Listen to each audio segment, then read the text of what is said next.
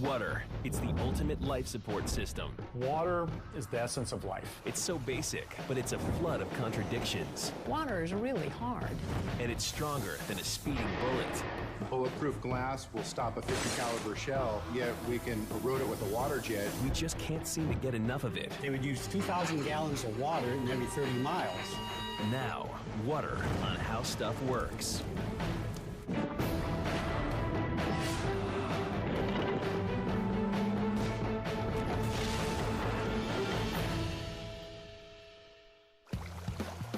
Silvery, intangible, just plain wet. Water is all around us, yet it remains a mystery. While water makes up around 55% of our bodies, why will just a small amount cause a person to drown? Why are rivers fresh, but oceans salty? Why does solid ice float on liquid water? And can you really grow water from a seed? It's all part of how water works. Water is strange. It takes an unbelievable amount of water to grow a single apple, and almost 50 times more for a pound of beef. And there's 6 times more water in the sky over our heads than in the rivers under our feet. We all think we know water, but our understanding is, well, muddy at best. Water.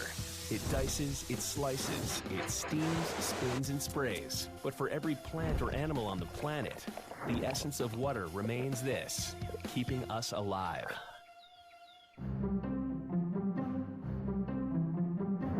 A steel fender built for a custom motorcycle, and a ballistic-grade material designed for bulletproof, blast-proof armor. They're among the strongest engineering materials around.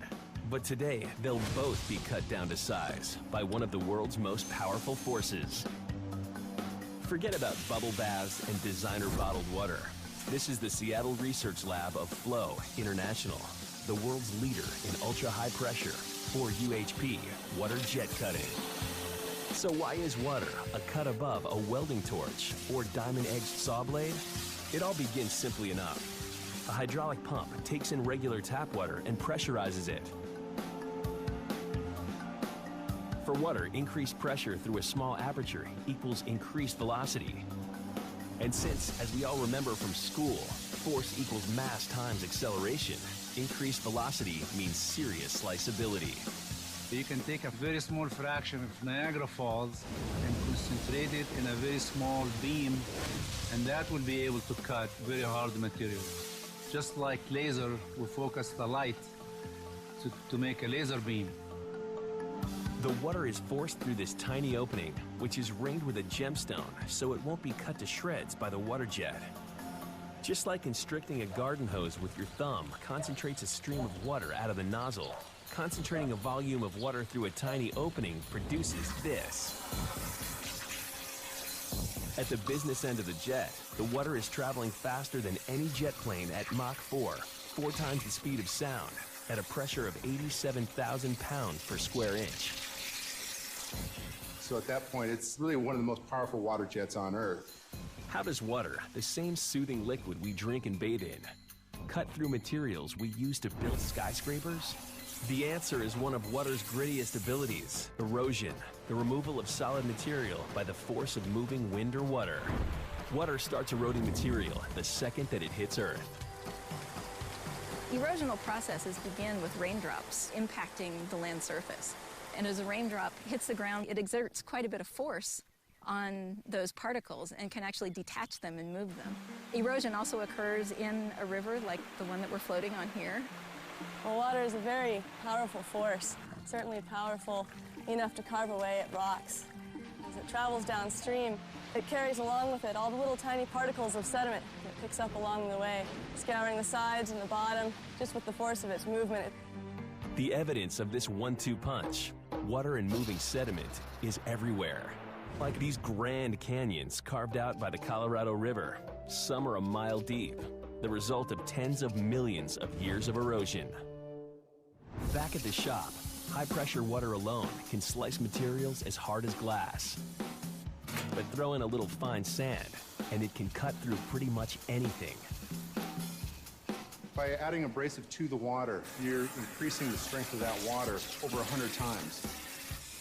An abrasive high-speed water jet even chews through incredibly hard ballistic ceramic and glass used in the most advanced blast-resistant armor. It's the unique characteristics of water and how erosion works. Bulletproof glass will stop a 50 caliber shell at 200 feet, but yet we can erode it with a water jet just like we would a standard piece of plate glass in your house windows. The water will also drill right through to the steel guide under the material. In fact, the only way to stop the water is with more water. A 4-foot deep trough of water helps absorb the 2,400 mile/hour jet before it bores a hole in the floor.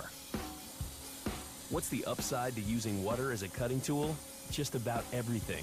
Water's inexpensive and reusable. It makes a very precise cut. And since it does its job without heat or friction, the cutting edge doesn't distort the material, and it never gets dull. Water is anything but dull.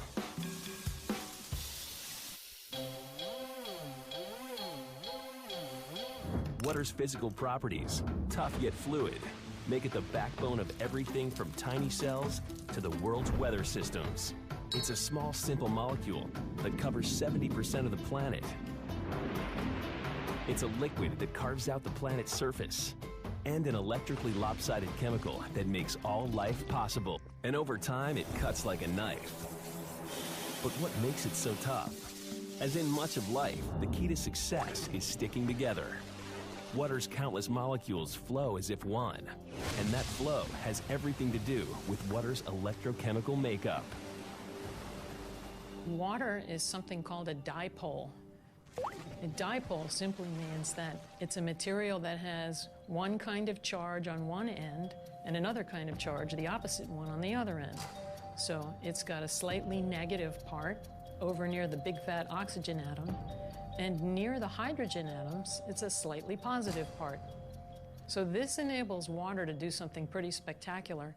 When it's in combination with other water molecules, the hydrogen parts get attracted to the oxygen part of its nearest neighbor, and so the molecules kind of squeeze together.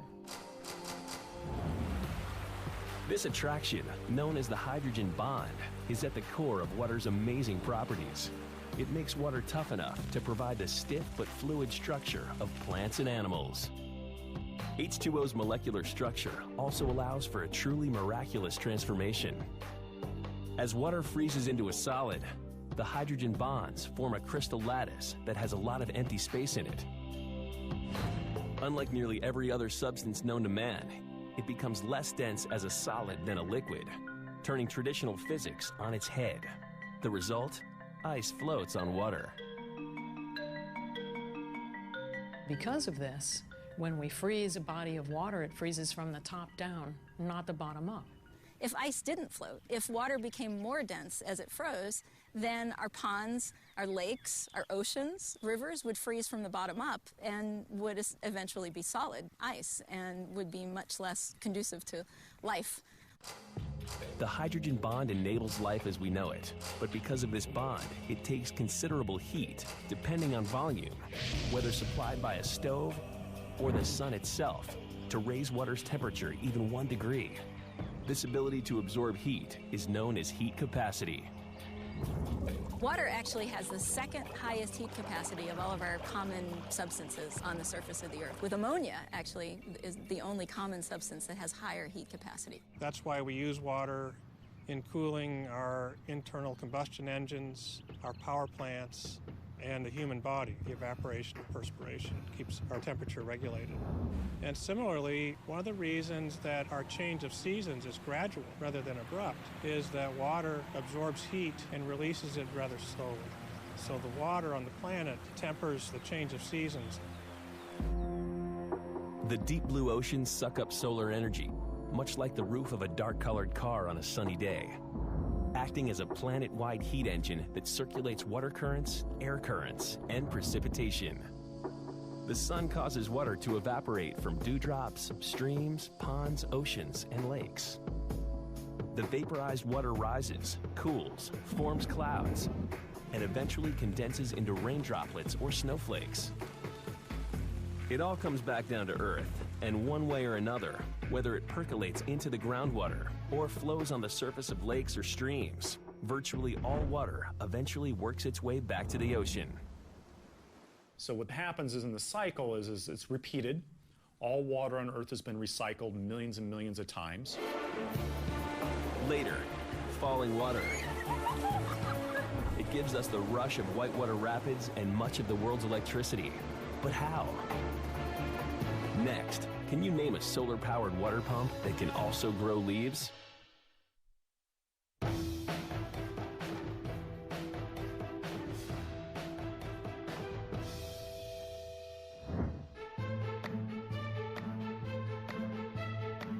You probably have figured out that water equals life. To begin with, it is the perfect medium in which life can form and reform. But why? What properties of water make it the fluid of life? Water has a very important role in all of the chemistry that happens. A huge array of materials will dissolve in water. And because water enables other things to dissolve in it, it provides a medium where those things can recombine and form new chemicals. Water takes a kind of divide and conquer approach to breaking down other chemicals. In the case of table salt or sodium chloride, water's negatively charged oxygen atoms surround the positive sodium ions, while the positive hydrogen atoms surround the negative chlorine ions. By splitting the two elements apart, water literally breaks down the structure of the salt. Moreover, because water remains liquid at the conditions of the surface of the Earth, you can move around in all different kinds of directions. That's called degrees of freedom. So things can move around, flip around, vibrate, stretch, rotate, and then they're able to try novel combinations and hook up in new ways. This surely helped life get started on the early Earth. The chemicals, the raw ingredients that make up life were constantly sloshing around, bumping into each other, and combining into new chemistry. Over millions of years, that process can lead to living organisms. But to really see water's life-giving function, we need to check in with the plant kingdom. In a plant, an important function of water is structural. The plant cell is like a water balloon. It maintains its shape because of the pressure of water inside the cell pushing out on the rigid cellulosic wall. Water also has an almost magical ability as a chemical reactant. In other words, water encourages chemical reactions that change the nature of other things. For instance, the chemical transformation that water makes possible within plants. So plants make their own food using light. It's called photosynthesis. And when they do photosynthesis, they take the hydrogen away from the oxygen in water, and they use the hydrogen with the carbon dioxide in the air to make sugar. It's alchemy. Luckily for us animals, the chemical reaction also produces oxygen as a waste product. It's a totally wonderful relationship between plants and animals enabled by water. But plants and water have another dramatic impact on our atmosphere. Using a remarkable system, plants transport water from their roots to their leaves, where photosynthesis takes place. Water, with its high surface tension, the elastic quality of a liquid surface that makes it hard to break, is able to travel up the vascular system of even the tallest trees. Once at the top, it evaporates back into the air through the leaves or needles. A single redwood releases up to 500 gallons of the precious liquid through its needles in one day. So how does it get up there? A solar-powered hydraulic pump. Water molecules, they attract each other. And for each water molecule that leaves the liquid column in the leaf, another molecule will move up. And the net result is that by evaporating off the surface of the leaf, we have a whole stream of water moving continually from the soil into the root and eventually out in the leaf. This silent, invisible, molecule-by-molecule movement of water upwards through a plant represents the single biggest use of water by human beings. As a commodity, nothing in water's portfolio compares to irrigation, especially in the western United States. If we look at water use in, for instance, the state of California, or Utah, or Arizona. The vast majority of water which is used for human purposes is used in irrigation. In the state of California, maybe 80% of our water use, maybe even more, is utilized for irrigation for growing crops. In other words, the vast majority of our water becomes food. But it doesn't come easily. To grow even a single apple requires 25 gallons of water. And for every pound of meat, it takes about 1,200 gallons of water. And in the United States, because we have a relatively high meat content in our diet, every day we use about 1,600 gallons of water for every human just to produce the food that we eat.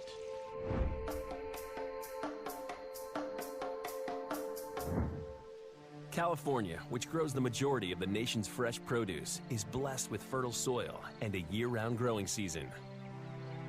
But the Golden State and its neighbors from Nevada to Colorado don't have a lot of water. Or more accurately, the water tends to fall up here, in mountains up to 14,000 feet tall. The rest of the region, with few exceptions, ranges from semi-arid to bone dry. The Western state's bold solution to this unequal distribution of water has been to dam the region's precious few rivers, including the Colorado, and divert them thousands of miles to lands that get as little as 7 inches of rain a year. When you look at the scale of water management worldwide or over history, you can look at ancient Rome and the aqueducts, but these things pale compared to the water projects in Western North America. The crown jewel in this system is Hoover Dam. Although completed over 70 years ago, Hoover Dam remains one of the most staggering achievements ever. It did the unthinkable, taming the wild Colorado River into giant Lake Mead, the largest man-made reservoir in America. To hold back the tremendous forces and pressure of the water in Lake Mead, Hoover Dam is like a small mountain here in this canyon. It's 660 feet thick from front to back, upstream to downstream. So it's just huge, hundreds of feet of concrete, and it's just massive, and over 700 feet tall. It has to withstand, at the base, a water pressure of about 45,000 pounds per square foot, because behind it is Lake Mead, which stretches for about 110 miles and holds something like 28 million acre-feet of water when at capacity. So you can imagine this is not only a huge engineering feat in terms of its size, but the stresses that it is designed to bear are quite incredible.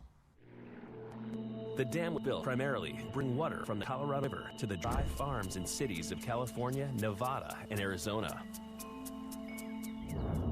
Today, water from the Colorado River supplies at least 25% of the nation's fresh produce. Depending on the time of year, maybe as much as 50%. That is a huge portion of our food supply in this country as a result of the Colorado River that is now controlled by Hoover Dam. Water will make the desert bloom, as long as you're willing to move it. Later, can water turn gravity into electricity? Next, a lazy trip down the river? Not when you're falling over 3 miles.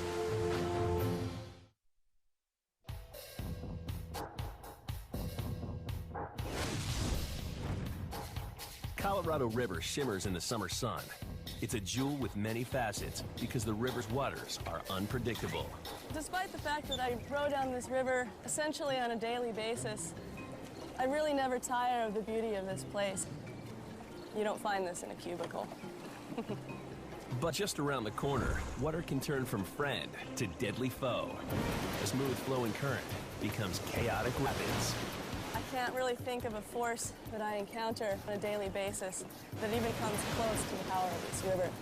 You turn your back once, you mess up in a small way, you turn into a pretty big problem pretty fast. What physical forces cause water to suddenly kick it into high gear? White water is formed usually by a combination of 3 different forces or actions within the water itself. The first is a gradient drop. If the gradient is going down quickly, you can have some very, very swift water. Secondarily, we've got constriction. Different rock layers can create tighter channels. Going around a steep bend in the river can constrict the channel. And then the third thing is obstructions. Rocks falling off the cliff wall, rocks being swept into the river by flash floods. The steeper the gradient, the greater the change in velocity. The Colorado River makes one of the steepest drops of any major river in the United States, falling 13,000 feet in elevation between the Rocky Mountains and the Gulf of California. Two other factors, constriction and obstruction, turn the Colorado River into a roller coaster ride. It's very incompressible.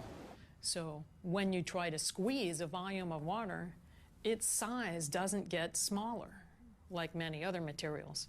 We have a fancy term for this. It's called bulk modulus, which is a function of how incompressible something is. Well, water is really hard. It might slip around a lot, but if you contain that volume, you can't compress it very much. Even hard metals can be compressed. So why not water?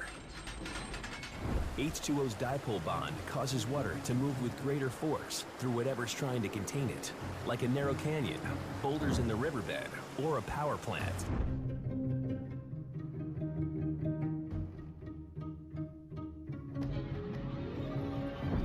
A dam the size of Hoover Dam is a triple threat. It tames floods, distributes irrigation water, and transforms water into power. But just how does a river become electrical current? It's all about harnessing water's non-stop downhill motion. The sheer height of the dam creates a huge difference in elevation between the upstream and downstream sides. As the water enters the intake towers, it falls about 700 feet. The potential energy that's stored in a reservoir is proportional to the mass of the water that's stored in the reservoir. The potential energy is the mass times the acceleration of gravity times the height, the elevation at which the water is stored. In other words, the more water you have, and the farther you can make it fall, the more energy you can convert. So that potential energy then is converted to kinetic energy as that mass of water flows downhill. The gravity-driven velocity of the water is increased by constriction as it's forced through narrower and narrower pipes. Water is incompressible, but what happens is that same volume of water, in order to get into a smaller area, it has to move faster. And that same thing happens when they use it for hydroelectric power. By the time the water enters one of the 17 turbine generators, it's moving at 60 miles per hour. The speed and pressure of the water are powerful enough to rotate these 114-ton shafts 180 times per minute. Each shaft spins a rotor, which is built of large electromagnets and surrounded by a coil of copper wire. The magnetic field between the magnets and the coil generates a massive electric current. In a split second, water is transformed into power. One current becomes another. Hydroelectric power provides about 24% of the world's electricity. But harnessing the power of water has its downside. Dams permanently flood vast ecosystems, and dammed reservoirs in hot, arid regions, like the lower Colorado Basin, also tend to evaporate quickly, which makes the water saltier when it's released downstream. Also, when you store the water in the reservoir, it changes the temperature of the water. So when it's released downstream, it may not be appropriate for some of the native plants and animals which lived in the water previous to the building of the dam. Dam or no dam, liquid water resumes its unstoppable course to the sea. Later, we'll see how frozen water flows. But next, without water, we would have never tamed the Wild West.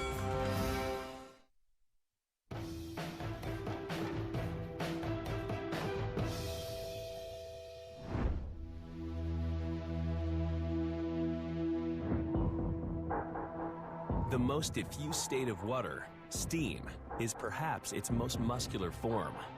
Converted into steam, water becomes mechanical energy, and lots of it. It takes a lot of energy to raise water's temperature, and even more to go from liquid water into a gas. For all the heat energy needed to bring water to the point of boiling, it takes 7 times that energy to then turn the boiling water into steam. But let's say you do apply huge amounts of energy. In this case, heat from wood and coal burned inside a pressurized boiler. Well, that energy can be converted into something, including mechanical energy. So when water becomes a gas, and that gas is less dense than the liquid part, you can use that gas to create a force as it expands. So we can use steam to power motors. Steam, the pure gas form of water, has its own peculiar properties. As it expands, it occupies 1,600 times the volume of liquid water, creating a great mechanical kick that can be harnessed to do work. That's the idea behind the machine that changed the world forever, the steam locomotive. On engine cars like these, the idea begins with water, lots of it. We're standing on top of the tender tank. It's a great big U-shaped tank, and it holds about 2,000 gallons approximately. The water is pumped from the tender tank to the boiler. A fuel source, wood or coal, is prepared to be burned. We put a fire underneath it and boil water. And capture that expanding water in the pressure. Works by pushing against something solid as it expands out. That's how we get the motion.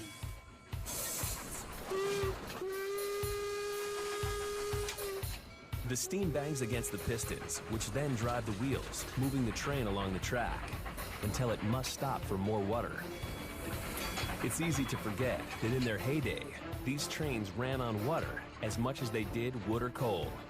They would use 2,000 gallons of water in every 30 miles.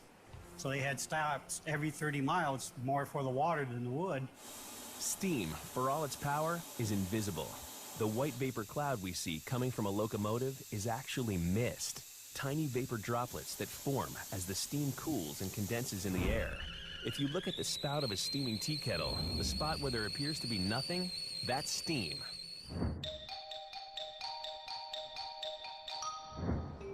At the opposite extreme of water's life cycle, H2O takes on a much more visible form in ice. The solid form of water has everything to do with how water is distributed on Earth. And remember, it's less dense as a solid than as a liquid. So where does water go to slow down and kick back? Not surprisingly, Canada, where you'll find 20% of the world's fresh water, much of it frozen in the form of glaciers. There remain a great number of glaciers in the Canadian West.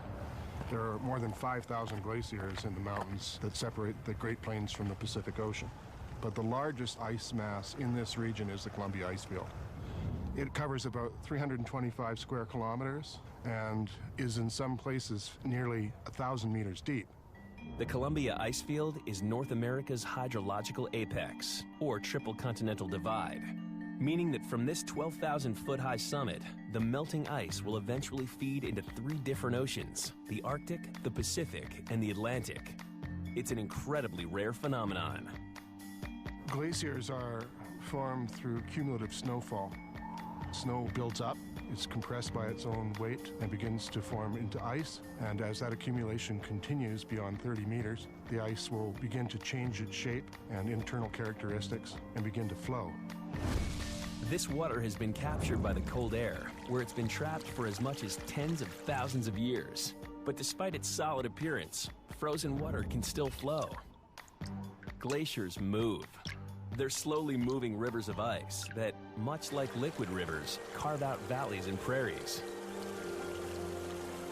Glaciers, with their slow but steady summer melt, are also key to the distribution of water on Earth. In fact, 75% of the world's fresh water is stored in glaciers. The Columbia Icefield is rare in another sense. The water here is pure enough to drink, right from the stream. Later, but how does sewage taste? Next, if you're looking for a tall drink of water, why not try the ocean?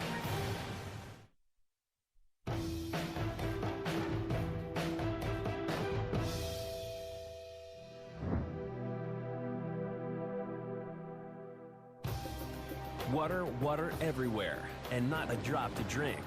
Perhaps, but desalination plants are turning that phrase on its head. We've seen water's relentless path from glaciers and snowmelt into mighty rivers. Eventually, all that fresh water finds its way to the ocean. So why are the oceans, which make up 97% of the world's water, too salty to drink?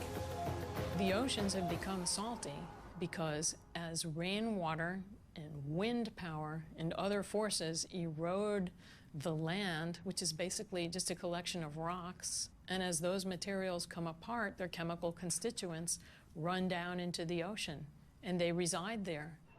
Many of these minerals are salts, including chloride, magnesium, potassium, and sodium. Over hundreds of millions of years, the oceans have gradually become saltier as the sun's heat vaporizes fresh water through evaporation. The water keeps cycling through, but the salt stays behind and accumulates. But human beings have found a way to make seawater drinkable and even tasty. It's called desalination. This is Tampa Bay Water's desalination plant, the largest plant of its kind in the United States. You're not seeing the rains we used to get, so there's a lot of drought going on. So we're taking seawater from the bay here in Tampa, and we're taking all the salt out of it, and we're using it for potable drinking water for our region's needs. Every day, the Tampa plant sucks up 44 million gallons of seawater from a nearby power plant, where it's used to cool the coal-burning boilers. This is where the raw seawater is entering our plants, coming from the power plant. This is the first stage of our pre-treatment process. And what we do here is we add some chemicals, sodium hypochlorite and ferric chloride. The sodium hypochlorite is common bleach. We're trying to get the particles to settle and collect together, get heavy, and settle to the bottom. After screens filter out shells and other larger debris, the water passes through these sand filters. The grains of sand filter out some particulates and some of the salt. The water passes through another set of filters, which remove even smaller particles. But how do you remove all of that dissolved salt? The Tampa plant uses a high-powered version of reverse osmosis. The salty water is blasted with great pressure, 1,000 pounds per square inch, through rolls composed of thin membranes, each one outfitted with pores that are 1/100,000th the diameter of a human hair. That's how small it is to capture these salt particles. And the pure drinking water eventually gets to the center, and that's the water we're going to drink. The salty solution, the brine, is going to spiral its way out. The reverse osmosis process is so effective that plant engineers have to remineralize the water after it's passed through.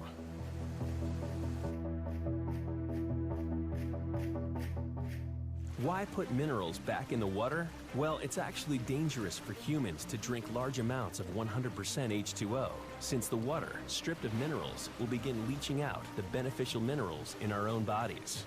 In less than an hour, the plant transforms salty wastewater into pure drinking water. This facility supplies 10% of the Tampa region's municipal water.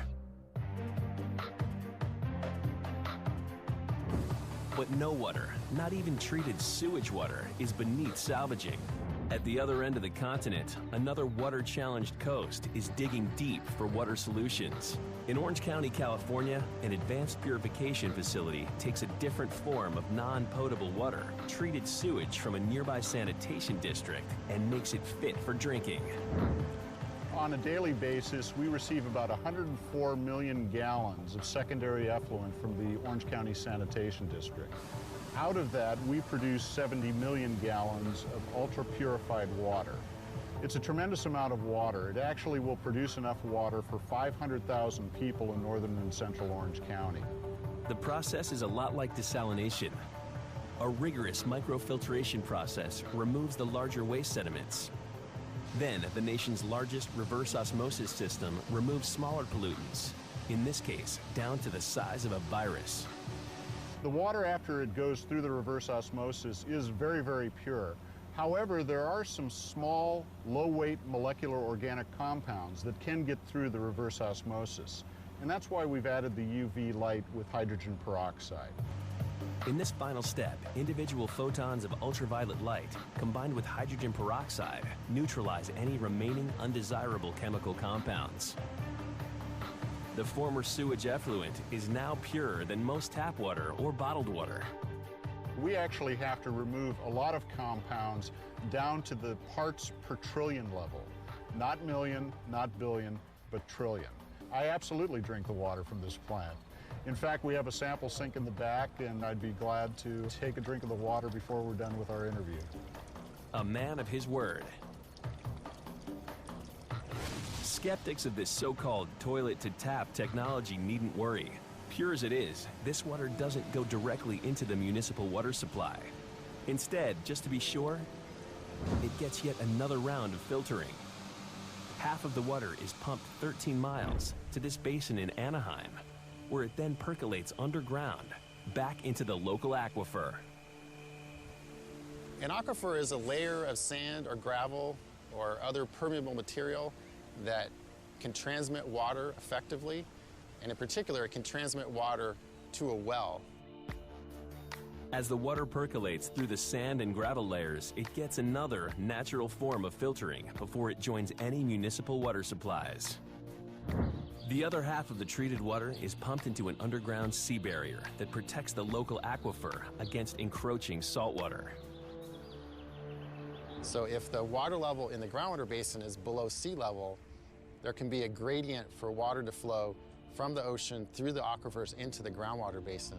So we inject water along the coast to make a hydraulic barrier so that that hydraulic barrier prevents seawater from flowing in the aquifers into the basin.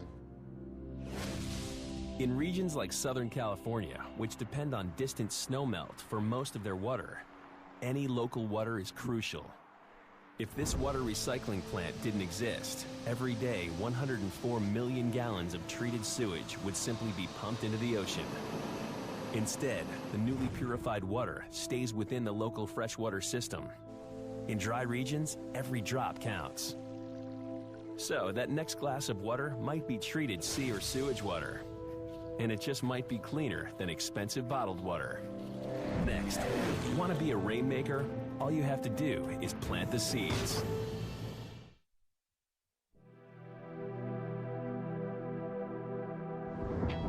Look up into the atmosphere, and what you're really seeing are liquid skies. If only we could coax some of that water vapor down to Earth in arid regions of the globe. But wait, we can by putting tiny seeds into the clouds. Some scientists estimate that the amount of water floating in the Earth's atmosphere is 6 times greater than that flowing in all the world's rivers. But most of that airborne water is in the form of vapor. When that vapor rises high into the atmosphere, it cools and condenses into tiny droplets of water or ice, each about 0.02 of a millimeter across. These droplets gather into what we see as clouds. But how do clouds become rain? It's not so easy. In one of the more peculiar of water's many peculiar properties, the droplets, not unlike a pearl, must form around a tiny imperfection, a bit of dust or debris known as a cloud condensation nucleus, or a cloud seed, in order to grow heavy enough to fall from the sky. This tiny trick of nature is not happening often enough in some parts of the world, like the Texas South Plains region, which has experienced frequent and severe droughts in recent years.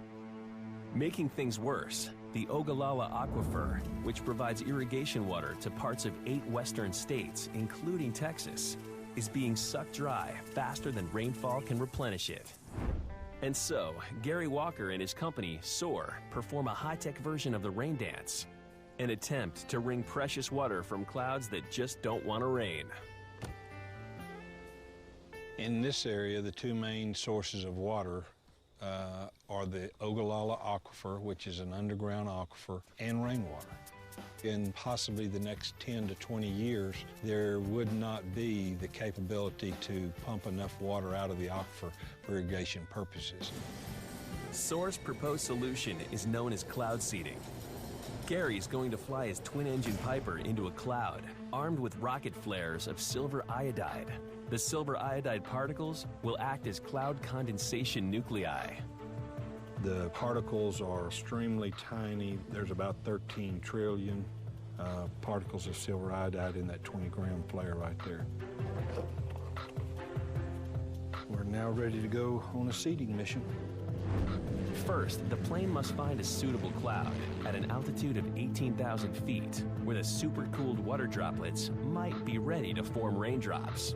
Meteorologist James Dryden guides Gary Walker's plane into position. All right, Seed One. Basically, you're approaching the New Mexico state border, so we need to go ahead and turn around. Let's go ahead and get you on the south side of the storm from your current location. Track would be 203 at 9 nautical miles. Charlie, we're going to penetrate at about 11,000. Gary fires the silver iodide flares into the cloud. There goes a flare. Good updrafts, 1,000 feet a minute. There's another flare. The updrafts carry the silver iodide particles into the upper regions of the cloud. If the conditions are just right, we can expect to see raindrops falling in less than 45 minutes.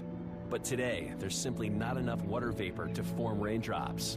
Another dry day in Texas. But the cloud seeding program has made a difference. Our analysis has shown about 10 to 12% additional rainfall out of seeded clouds versus non-seeded clouds, and that would equate to about another inch to an inch point 2 of rainfall during the growing season. So if we create an inch of water over our seeding area in the summertime, it's thousands and thousands of acre feet of water. In an era of accelerated climate change, reliable water supplies will be harder to come by here on the Texas plains and back at the Columbia ice field, where global warming is threatening the ancient stores of glacial water. Glaciers are water in the bank. That is water held from earlier historical times and carried into our time, and when it melts, it contributes to the flow regimes of existing river systems. If glaciers are water in the bank, there's a run on that bank in the form of accelerated melt. Like many other glaciers, the 4-mile-long Athabasca Glacier is receding dramatically and losing vertical mass with year after warm year. The rapid melting will mean more flooding, but in a cruel paradox, less opportunity to harness the water we've gotten used to having. What will happen is that we will have less water than we have designed our systems for, and therefore we'll be facing water scarcity in many parts of the country that never faced water scarcity in late summer before. 21st century water scarcity is yet another challenge for human beings as we struggle mightily with the fluid of life, bringing it to places that would otherwise never see it, transforming it into power, machinery, and abundance, reclaiming it from the oceans, sewers, and even rearranging the weather to make more of it fall to earth. But water, in its utter uniqueness, stubbornly resists change.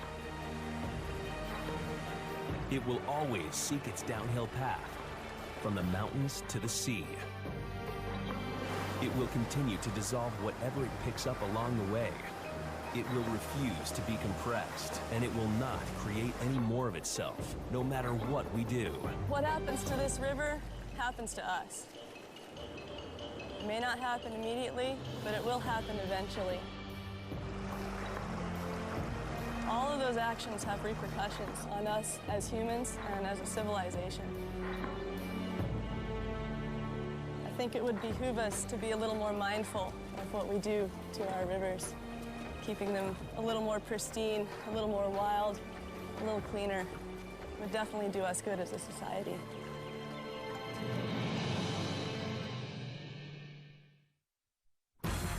Pouco de frio no caminho.